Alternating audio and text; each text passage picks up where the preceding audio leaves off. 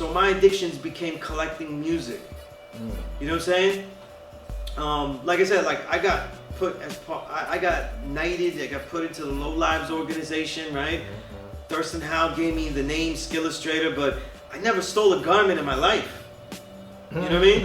You know, it was a low life. Yeah, of that era. Right, yeah. I was brought into the organization as as part of its hip hop reality now.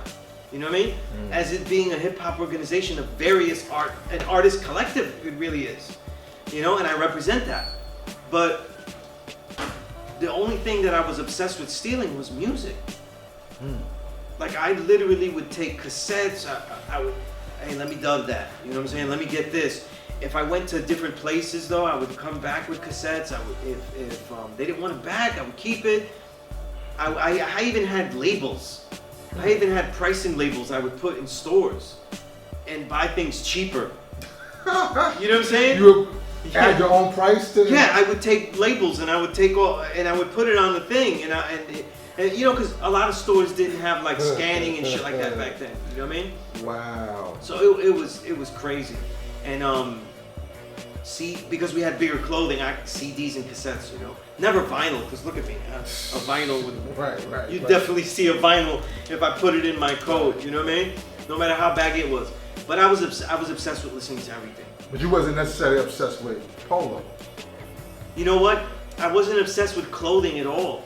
I could never afford clothing. You know, I was. If I had to detail like the way I chose my life, I really agreed with my old earth that selling drugs was bad.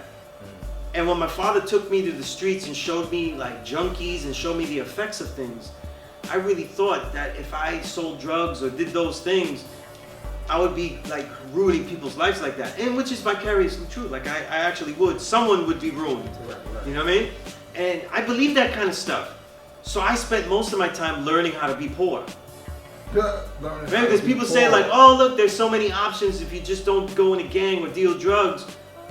But yeah, if you learn how to be poor, you have to learn how to sacrifice. You have to learn how to learn how to exist being poor, not just to be poor. But right, you have to learn how to go to summer youth in the summer and use that $600 and buy all the clothes you'll need. You know what I'm saying? And get a real good Nike pair that's gonna last. You know what I'm saying? Which, you know, they thankfully they did, right? They get ruined and shit. You know what I mean?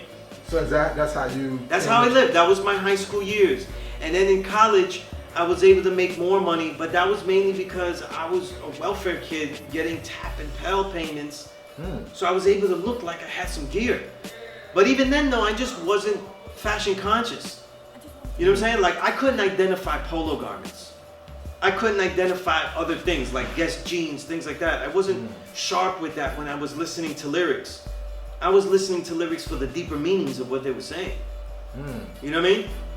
I would think that like fashion was the last thing that I was good at with that. If Mecca did this.